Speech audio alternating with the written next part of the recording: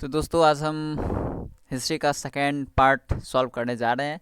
हमने first time PDF first number हमने part one इसका सॉल्व कर दिया था, इसलिए आज हम सेकेंड पार्ट सॉल्व करने जा रहे हैं।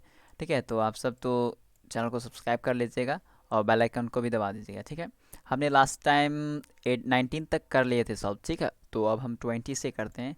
चलिए, फर्स्ट क्वेश्चन है हमारा, भारत में किस शिलाश्रय से सर्वाधिक चित्र प्राप्त हुए हैं? तो ये बताइए कि शिलाश्रय, शिलाश्रय का अर्थ क्या होता है? यानी कि शिला यानी पत्थर पे, यानी कि गुफा में। तो आपका क्या बताए थे? भीमबेटका। भीमबेटका कहाँ पड़ता है? कमेंट में ज़रूर बताइएगा। ठीक है, नेक्स्ट है कि गैरिक मृदभान पात्र ओसीपी का नामकरण हुआ। देखिए, ये जो मैं गैरिक मृदभांड है, इस गैरिक मृदभांड का जो संबंध है वो कहाँ से था? तो गैरिक मृदभांड जो है यह आपका हस्तिनापुर। ठीक है, तो इसका जो नामकरण हस्तिनापुर में हुआ था। नेक्स्ट है, ताम्राशय काल में महाराष्ट्र के लोग मृतकों को घर के फर्श नीचे किस तरह रखकर दफनाते थे?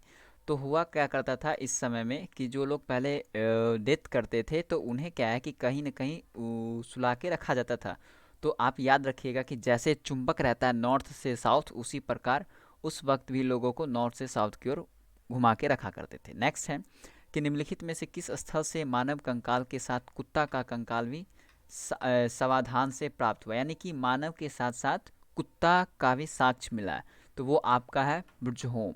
ठीक है, ये जो स्थान है यहाँ पे आपका क्या है कि कुत्ते के साथ साथ मानव को भी देखा गया है। ठीक है, देखिए ये स्थान कहाँ पड़ता है? तो ये स्थान आपका बुर्जहोम में पड़ता है। ठीक है, नेक्स्ट है कि गर्त आवास के साक्ष्य प्राप्त हुए। देखिए, गर्त आवास भी हमें बुर्जहोम से ही देखने को मिला है। ठीक है, यानी कि आपका जो है मानव के साथ साथ कुत्ते का कंकाल और गर्त आवास दोनों सेम जगहों से देखने को मिला है। ठीक है, अब हम आगे चलते हैं। क्या है, विंध्य क्षेत्र के किस शिलाश्रय से सर्वाधिक मानव कंकाल मिले हैं?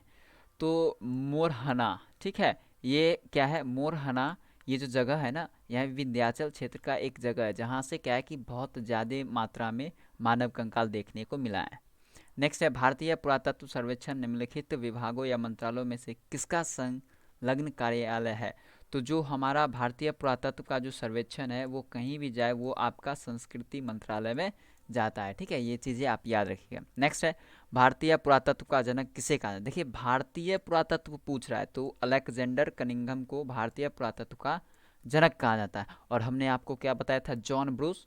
इसे वर्ल्ड में भूगोल वैज्ञानिक के साथ साथ पुरातात्विक के भी वैज्ञानिक कहा जाता है। ठीक है, नेक्स्ट है कि राष्ट्रीय मानव संग्रहालय कहाँ है? तो देखिए, राष्ट्रीय मानव संग्रहालय सबसे पहले मैं बता दूं कि यह आपका इंडिया में है और इंडिया के भोपाल में। ठीक है, अब इसका नया नाम है इंदिरा गांधी मानव संग्रहालय। ठीक है, अब ये बताइए नेक्स्ट है कि इतिहास का जनक किसे कहा जाता है? तो आप लोग जानिए इतिहास का जनक किसे कहा जाता है? तो हेरोडोटस को कहा जाता है। नेक्स्ट है, इतिहास को किसने विज्ञान के बराबर तुलना किया है? तो इतिहास को ब्यूरी, ठीक है, ब्यूरी नाम के जो एक व्यक्ति थे उन्होंने इतिहास को विज्ञान के बराबर कहा। नेक्स्ट है, मानव द्वारा आग की खोज किस काल में हुई थी? तो मानव द्वारा आग की जो खोज है वो पाषाण काल में ही कंप्लीट हो गया था। ठीक है, यानी कि प्राग ऐतिहासिक में।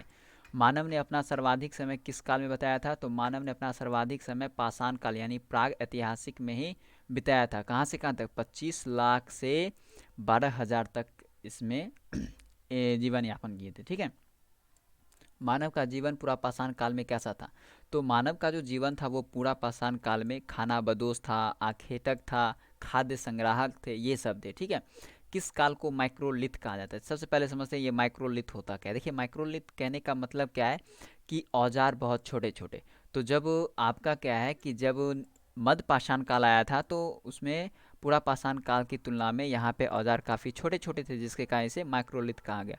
मानव ने कब अंत्येष्टि कार्यक्रम प्रारंभ किया था? तो मध्य पाषाण काल से ही अंत्येष्टि कार्यक्रम प्रारंभ कर दिया था। ठीक है, नेक्स्ट है, गेरुवर्णीय मृदभांड शैली का संबंध किससे है? तो गेरुवर्णीय मृदभांड जो है इसका संबंध ताम्र पाषाण काल से। ठीक है, नेक्स्ट है, मानव द्वारा पाला गया प्रथम जानवर, तो आप तो जानते होंगे कुत्ता है।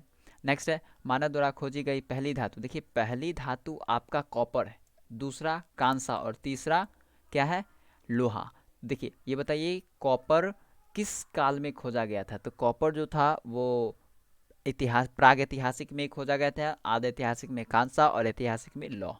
ठीक है, नेक्स्ट है, भारत में कृषि के सबसे प्राचीनतम साक्ष्य जो अभी खोजे गए। देखिए, ये प्राचीनतम साक्ष्य लेकिन कब खोजा गया? अभी। तो वो है आपका लहुरा डैम। ठीक है, जो कहाँ पड़ता है कमेंट में ज़रूर बताइएगा।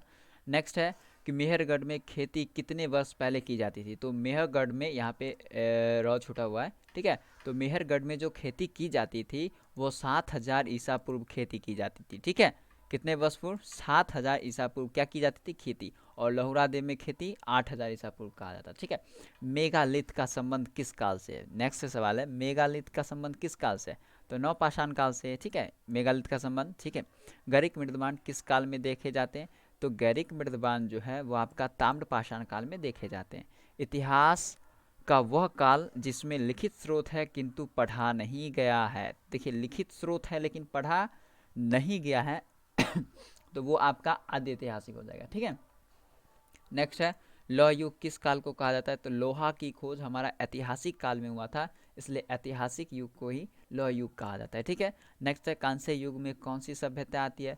तो कांस्य युग में हमारा कौन सी सभ्यता आती है, जरा बताइए तो। हाँ, वो आपका आता है सिंधु घाटी सभ्यता, ठीक है।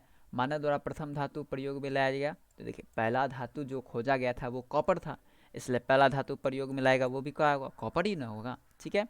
नेक्स्ट है, इतिहास का वो कालखंड जिसके बारे में लिखित स्रोत नहीं है।